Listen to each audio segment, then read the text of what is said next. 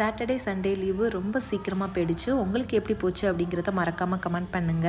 தம்பி ஸ்கூல்ல பேஸ்கெட் பால் கேம்ல ஜாயின் பண்ணியிருக்காங்க. பால் வேணும்னு சொல்லி கேட்டுக்கிட்டே இருந்தாங்க. அதுவும் சைஸ் 6 கேட்டுட்டே இருந்தாங்க. ஆன்லைன்ல தான் கிடைச்சிச்சு. சரி நான் ஆர்டர் பண்ணியிருந்தேன். பட் சாட்டிஸ்ஃபேக்ஷனாக இல்லை. ஸோ ரிட்டர்ன் போட்டு விட்டாச்சு. நேரில் போய் பார்த்து வாங்கினா தான் நல்லா இருக்கும் அப்படிங்கிறதுக்காக சண்டே டெக்காத்லானுக்கு தான் போயிருந்தோம். ஆனால் அங்கேயும் பாலோட சைஸ் 6ல வந்து கிடைக்கல. வேற வழியே இல்லாமல் சைஸ் 7 தான் வாங்கிட்டு வந்திருந்தோம். இதுக்கு முன்னாடியே நம்ம இங்கே வந்திருக்கோம். அப்போ வந்து கொஞ்சம் வேறு மாதிரி இருந்துச்சு. இப்போ வந்து ரொம்பவே சேஞ்ச் பண்ணிட்டாங்க. ஃபர்ஸ்ட் ஃப்ளோர் செகண்ட் ஃப்ளோர்னு நிறைய இது பிரிச்சுட்டாங்க. பார்க்கவே ரொம்ப சூப்பராக இருந்துச்சு.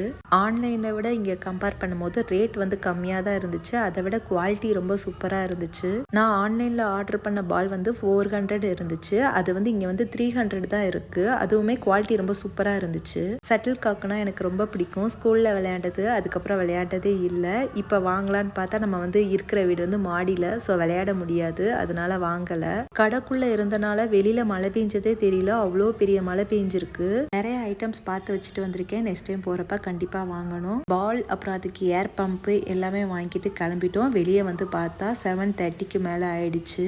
சண்டே முடிஞ்சிருச்சு ரொம்ப சீக்கிரமாக. இந்த ஃபீல் எனக்கு ஸ்கூல் படிக்கும் போதுலேருந்து இருக்குது. உங்களுக்கு அந்த மாதிரிலாம் இருந்துச்சுன்னா மறக்காமல் கமெண்ட் பண்ணுங்க.